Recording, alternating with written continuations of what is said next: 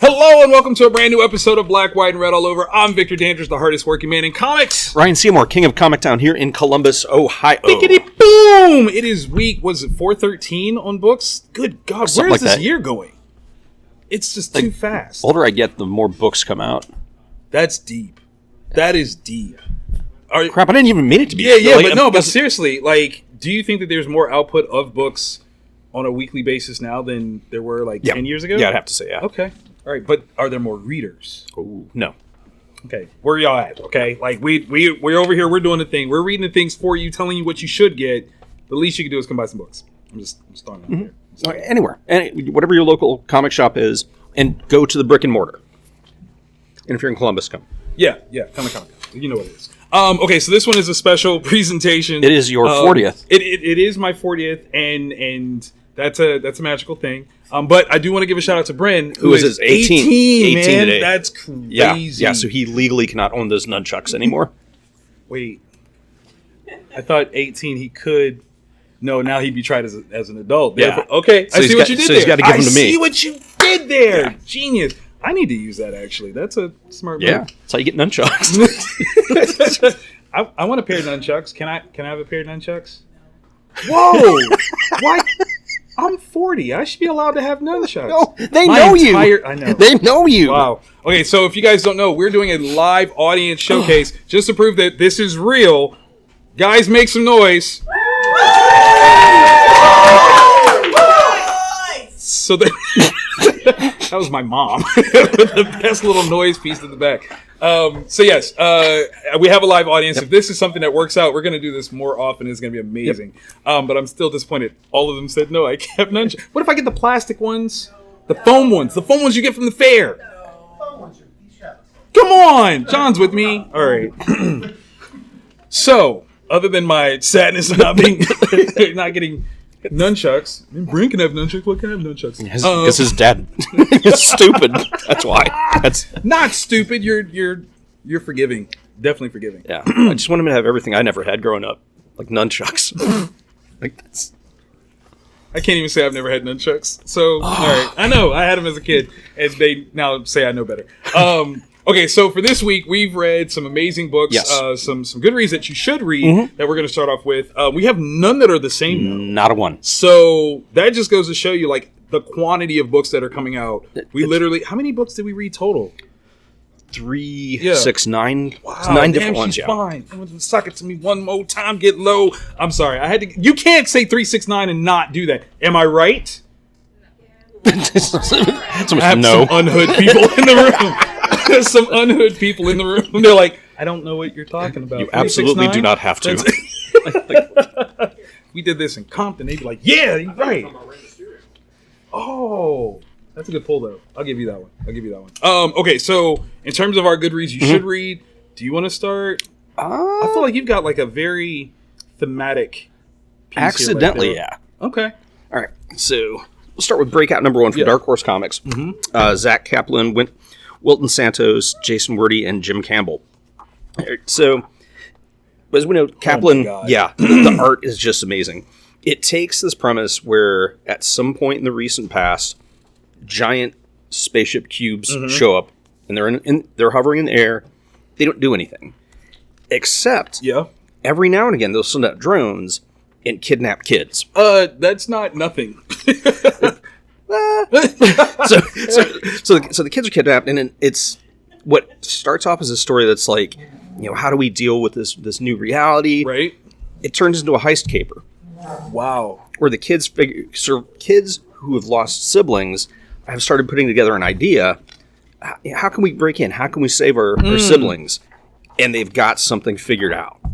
So this is kind of amazing. Yeah, art's gorgeous. The way Zach is taking what typically would either be, hard One Direction heist, which I think we're going to talk about later. Yes, we are. And sci-fi, right? And putting them together, and it's really, really cool. I'm mad I didn't read that now. It's good. That's my fault. Were you hiding that one? How many of those were there? A few more, and it's strip cover return too. Oh, so all the more reason. Yeah, so hit up your local shop because not to read this. Yeah. All right, I'm gonna go for Black Panther, issue 5. This one's from John Ridley. Let me try to get this right. Juan Cabal with Stefano Landini on the art, so it's a combination. Matt Milla is the colorist. Okay, so I've had like a love-hate relationship with Black Panther recently when it comes to the books because, all right, so we get this presentation of Black Panther coming from Wakanda being this utopia, but inevitably, whenever they tell Black Panther stories, Wakanda is always in turmoil. Yeah. Like there's always this internal conflict that they are not cohesive, and I hate that. Like it's borderline the slave movie mentality for me, where I'm like, I'm overseeing this. Like I don't want to see this whole the people don't trust T'Challa. Should he be king? Why are we still having this conversation, guys? He saved the world, multiple let times. alone Wakanda. Multiple times. Come on. Who is now all of a sudden better than him? Like, why are you doubting him? And it's like that framework for stories. I'm kind of tired. Yeah. It's like the Superman thing. Like, the only way you can write a good Superman story is if you make him the bad guy. Right. Okay. Sure.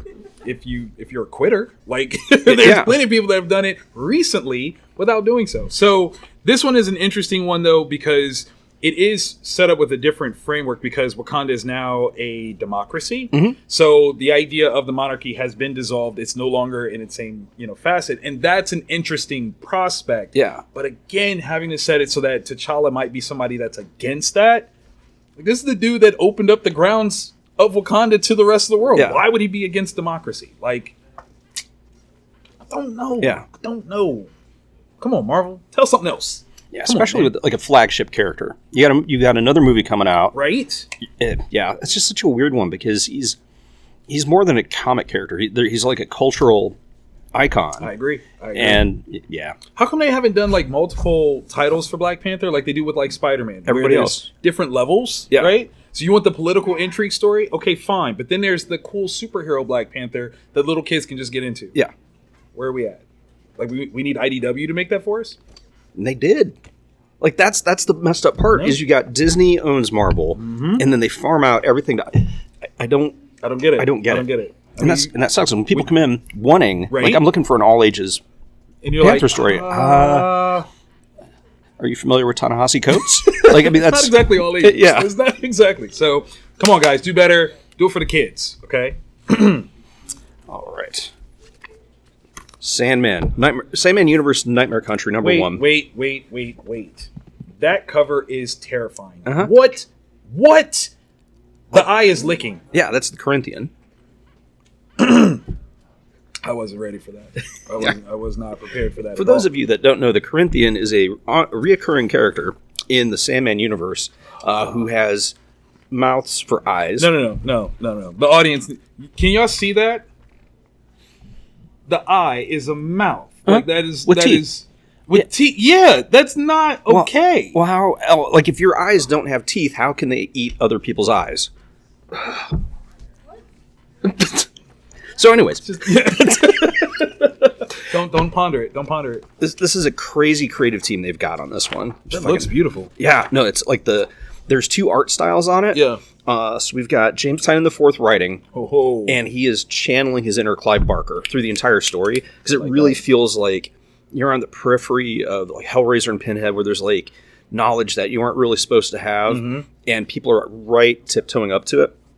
And so we've got guest artists on pages 13 to 16 is Yannick Paquette. I don't know how does he guess? Right? Like, okay. Guest colors, Nathan Fireburn, and that's from pages 13 to 16. And then you've got Lissandra Etherin on art for the rest of it. Okay. Patricio Del Pesce on colors for the rest of it, and Simon Boland lettering the entire thing. Nice. And it is the story of a college art student, and she keeps painting pictures kind of like the Corinthian, and he's now curious because he has no idea who she is. But he can't see her? Well, he's never interacted with her. Oh, God. So she's like, how do you know what I look like? Right. And it's got that, and it's also got... Wait, what is... Oh, that's nightmare fuel. Why? Well, yeah. That's what they are. I mean, the dude's name is Mr. Agony, and one's Mr. Ecstasy. Okay. So a lot like my junior prom. And it's just these 2 things on a collision course. Wow. And it's taking place in our world. Okay. Which just makes it even worse. Now, is there an upcoming Sandman project, like a live action something or other? And DC is republishing all the Sandman trades in a two of them are collected in one now. Is this trying to build you up to that? It wouldn't surprise me. All right. Because it has a feel that very easily could be stepped into. Like, read this, watch the show, or watch the show, and then read that, and everything kind of... Okay, so this is a weird question. When HBO did their Watchmen series, was there a glow up for Watchmen books? We had a weird reaction to it. Yeah. People came in, and they hadn't read any of it. Okay. And we're like, okay, cool, here is the Watchmen trade. Right. And it wasn't what they thought it would be. Okay. So it was very, well, people 40 and up read it and loved it. People younger didn't. Because they didn't quite have the context? Look, context, and also the threat of nuclear war is something that... Generationally, they're like, what? Yeah, like there's no way. That's not a threat? What are you talking about? Haha, jokes on y'all. 2022, you didn't even know. Yeah, I love the world. History repeats. Okay, all right. I'm going to do... No. I'm just going to... Wait for it. Not gonna wait for it. Okay, so Midnight Rose. This is an AfterShock one-shot. Jim Starlin, clearly the name that you recognize immediately. Creator of so many things. Thanos being one of them. Just one of them. Yeah. Warlord, like so many different books. And Nicole Jelinek is on art. Upon getting this, like, obviously I picked it up because AfterShock, Jim Starlin, I'm curious. Yeah. The cover is very provocative. A little bit more provocative than you normally would see for an AfterShock book. It's usually not as but as a book series, it is very Here's what it says on the back: a bizarre tale of loneliness, love, and what happens when you can't help but give into the vengeance growing deep within yourself. Yeah, it starts out in a not loving place. Yeah, it gets very dark. My immediate take is that Jim pitched this as like a Black Label Poison Ivy story, and DC was like, "We can't do that. No. We can't. When is Batman punch her?" And he's like, "No, never." And they're like, "Nah, Jim, we can't do this. We can't do this." But Batman, right? They're like, "Batman's gonna punch her, right?" No. And this is very interesting. Like it's open ended. There is a weird sort of romance to it. Okay. But it's very quick. Like there's characterization strictly from the main character Rose's point of view, but like the storytelling is super fast. Yeah. Like for as big as a book as this is, $8.99, I read it way too quickly for an $8.99 book. No diss. Y'all know I love y'all, but this one just didn't quite hit like I needed it to. Not for $8.99. So interesting story though. If you like Poison Ivy, I'm curious as to what you think in terms of that one. So definitely check that out. Definitely. All right. From AWA Upshot, Hit Me, number 2. All right. So Christia Faust, Priscilla Petrades, and Marco Lesko take us back to this world of very... so with the audience, like, how do I describe this? Very specific genres of adult entertainment interactivity that ends up with an accidental diamond heist. Wait, so Kink Fair ends into a heist? Yes. All right. I'm with it. So there's a theme with what I read this week. Yeah, I see. And so our two protagonists are trying to figure out, they're trying to get their bearings, trying to figure out what is going on, because it's nothing like what they normally encounter. And the situation just gets worse as the badder guys start to close in. I like the art a lot, and it's super graphic. It really is. The art is clean. Yeah. The backgrounds are gritty and dirty, like I think really kind of gives it a vibe. And how many drafts of that panel? Like, it needs to be... Literally, okay, so like, as you were flipping through, I was like, is that a... Yes. Yeah. Okay, all right. It is. And she uses... Okay, all right. Yeah, you can't... It's not as intended, but, I mean, it works. Yeah. It works. I can't even imagine that's hefty. Right? Yeah. One would think. Yeah. So, yeah, I really, if you're looking for noirish type stuff, you should pick it up. There you go. Okay, I'm going to end on a little better note, little more sunshine, if you will. Superman, Son of Kal-El, issue 10. Tom Taylor, Torme, Blee. Man, this was good. It almost ended up on the must reads. It was tight. It was tight. Good stuff on the must reads. Okay, so in this world, John has been accused of murder, and while it's a perspective sort of situation. I find it interesting that like when this is happening, you can't exactly arrest this Superman. Like, what are you going to do? You're going to be like, sir, you're coming in for questioning. Am I? I mean, if I want to. Yeah. If I can feel like choose it, to. maybe. But he's still, he's doing his thing. But what's really interesting is that this guy is... Wait, come back here. I want a good picture of it. This guy is hosting like a press conference about the situation. And man, if he's not making a case for why Superman is bad, like literally, like, dude, you were just talking about it. Like, it's so funny that you said that, because he literally is making this very strong, pointed argument as to why Superman, this case John Kent, is not living up to his father's legacy, is kind of literally bad. Like, how do you really feel? I think you would like his argument. I'll show you. Y'all can't see it because no spoilers, but the way that it's beaten is that. Oh, yeah. And that's, when that's presented, it means something. And yeah, it meant what it meant. Yeah. I did like... It's good to have someone like that in your corner. Man, right? But I did like this moment where like somebody is trying to interject after that and was like, no, shouldn't have. That's not because... That's not the person you do that to. Better don't. That's all I'm saying. Listen, that's how I would react. Not my mom.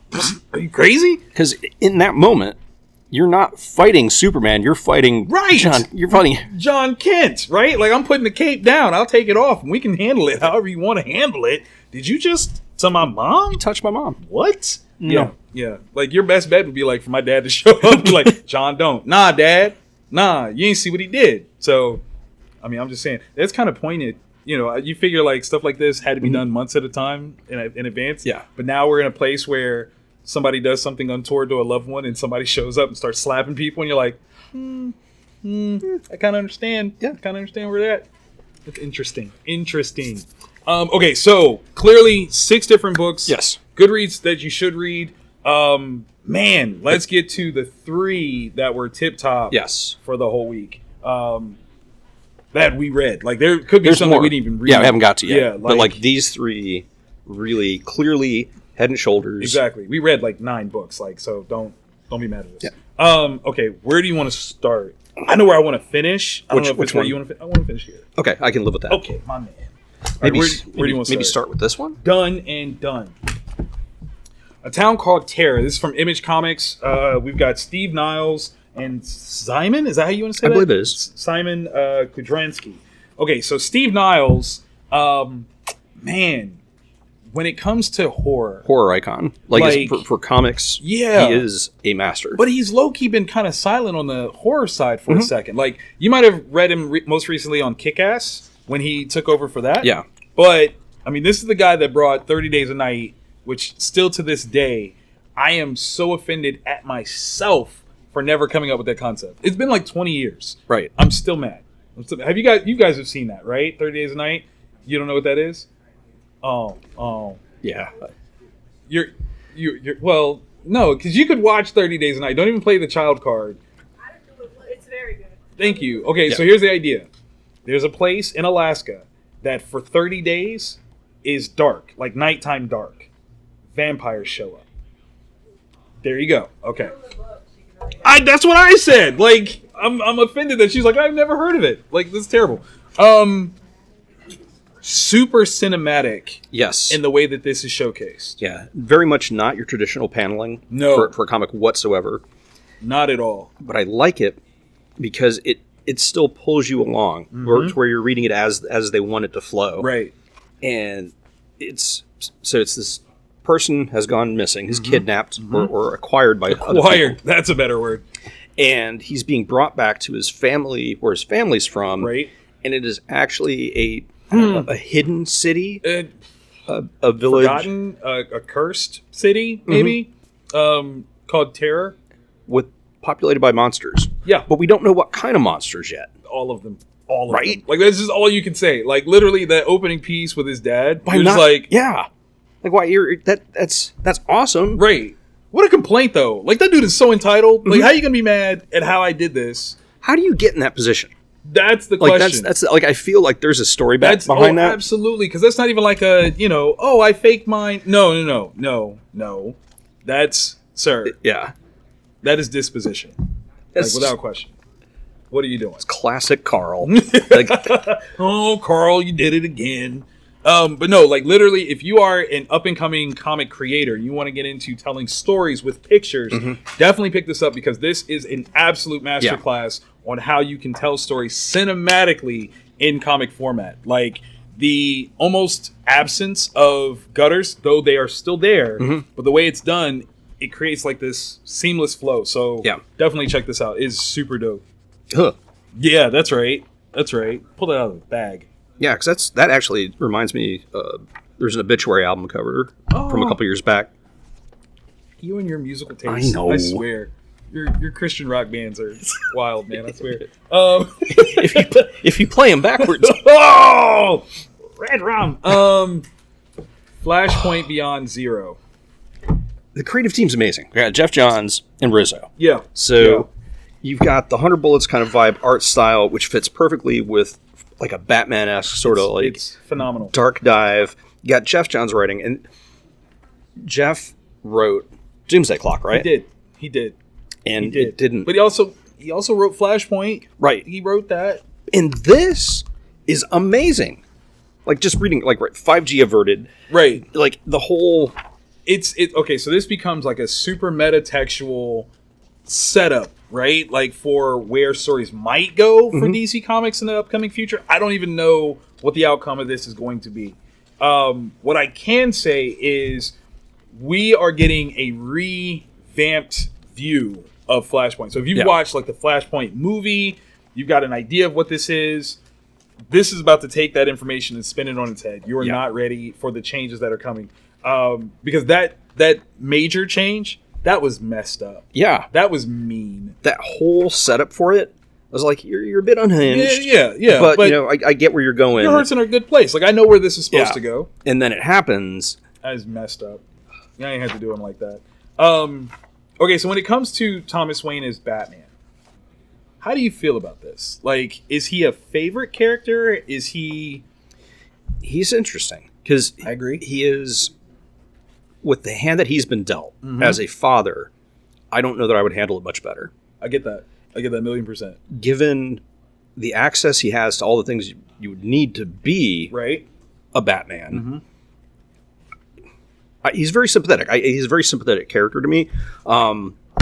And his troubled association with Bruce from like the different universes where he's like, crap, it could have been... I tried to stop you from being the Batman because I don't want you to be this. Yeah. Not recognizing that he's actually a much better Batman than you.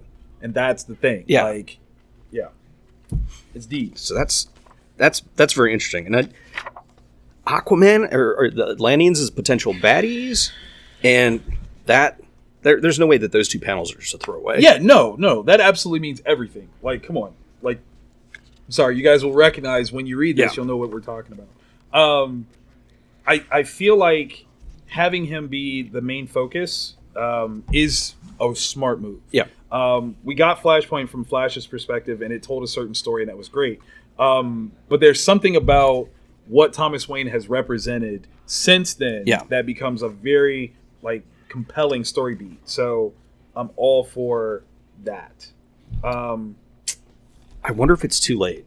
See, and that is my question right there. That is where I'm overtly concerned, is that John's telling this story, like this was supposed to happen like 3 years ago. Like pre-pandemic was supposed to happen because like all the things are supposed to have been out. I don't know. Yeah. Clearly it's post Doomsday Clock. There's two characters. There's previews that have been out, so we're not spoiling anything. You know. There's two characters that show up. That don't get used enough at all. Like, which one would you rather be? Oh God, I don't even know. Because one is a box of crazy. Yes. The other is a bag of crazy. Right. And not even a recyclable bag. Yeah. Like definitely one-time use bag of crazy. Maybe mime. Okay. See, I'm more intrigued by Marionette. Not gonna lie. Yeah, Marionette kind of gets me. I'm like, There's something about you. Yeah. Something about you. But mime, I mean, clearly mime is a problem. Yeah. Like, mime is a problem. Yeah. Yeah. God, why don't they use them more? Maybe Jeff has some rules like, no, these belong to me. Like, this is my contract. Y'all don't touch them. Y'all don't. I'm just telling you, like, they show up on, like, The Flash this season. I'm going to watch. Yeah. Okay. Kaiju Score, Steal from the Gods, issue 1. This is a return. AfterShock Comics. Yes. James Patrick, Rem Brew. Okay, so if you guys haven't read the original Kaiju Score, it's... Buckle up. Yeah. It's a treat. It is Ocean's 11 style heist. But kaiju exist in this world.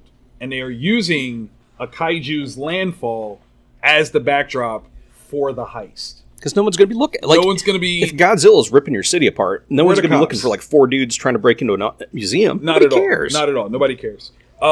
It was probably one of my favorite stories the year that it came out. It's been a while. Yeah, I know. Is it 18, 19?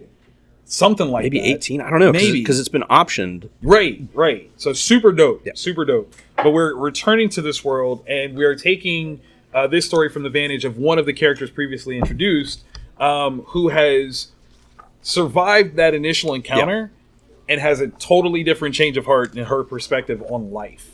Because you don't come back from that without How being do changed you? somehow. How do you? Like, I'm not going to lie. If I just saw a kaiju, not only am I going to poop, but, like, I'm going to be a different person. Yeah. Like, without question. The stuff that happened to them, This is delectable. man. Because they have a certain set of skills. Yes, they do. And yes, if they do. you need something stolen, This is a group. they have You could easily go. and they have experience. Yeah. They've dealt with this before. Yeah. But where this is taking us in terms of, like, it isn't a kaiju attack they have to sneak in. It's a... Yeah. How to say. Yeah, you can't say Yeah. that. You can't say that. What I will say is that, excuse my French for the young ones in the room, Michelle has the biggest balls out of anyone in this book. Oh, yeah. Anybody. Like, she will just outmatch you in sheer, like, gumption. Balsodity. Do something. Balsamic-y. I like it. Yeah, Yeah. you'll be vinegar. Yeah. She is a woman that has experienced things.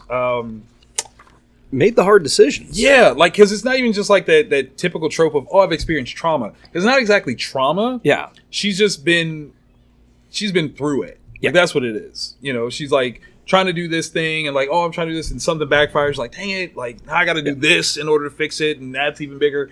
And she's now at this point where she's like, you know what, I'm tired. I'm gonna. Yeah. This is how I'm running it. I'm running it like this from now on. This is how we're getting down. That is actually Absolutely amazing. Yeah, that's actually a really brilliant way to get out of that. Listen, I'm not gonna lie though. There was a character that I felt a pure relationship to because I would have cried. Okay. Yeah. I'm scared of heights. It's not going down. I would have cried, like, without question. So, major tears. Dude, that's. Oh. Yeah. Like, this dude will lead you in there. Really? If you are a fan of King Kong versus Godzilla, and you want to see some crime thrown in on top of it, This is the one. This is the one. If you want to see, like, hardcore, sweet, badass female leads, This is the one, too. This is the one. Daughters, be ready to read this. I'm just telling you, because she's hardcore, and I expect, there's some sniveling boys that are like, hey, would you like to? And she's like, nah. No. And I'm out. We're not even going to discuss it. Read this. This is book of the week. Yeah. Yes? Okay. Oh, yeah. I just want to make Obviously. sure that it wasn't just me. Book No. of the week. Definitely check this out. Oh my God, such good books. I definitely want to thank the audience. You guys were awesome. Thank you guys so Thanks, much guys. for being here. Woo! Yo, that sounded hearty too. Yeah. Like, we didn't even. Yeah, that was awesome. I like that. Hopefully you guys enjoyed what we read, and if you did, hit that thumbs up because we need it. And hopefully you watched through the whole thing. Algorithms, guys. Yeah. And obviously we want you to come back. And subscribe if you want to come back. And hit the bell, because we do this every week. Put this awesomeness out onto the internet. Yeah. And if you want more of the live audience, let us know. Put it in the comments. Say if you want to hear people say stuff. I was actually thinking of maybe like making this sort of like black, white, red all over and like double dare. Right? Like, where you have like physical challenges for the audience. Like, Okay. could you find this particular back issue? I don't even know if you have it, but just see if they'll look. Yeah. And then, if you do have it and it doesn't have a price tag on it, put a price tag on it and then make them work for the shop. Yeah. I thought it was a plan. It's a good first draft. Okay. All right. Well, we'll work on it. Yeah. We'll work on it. All right. So till then, we'll see you guys next week. Bye.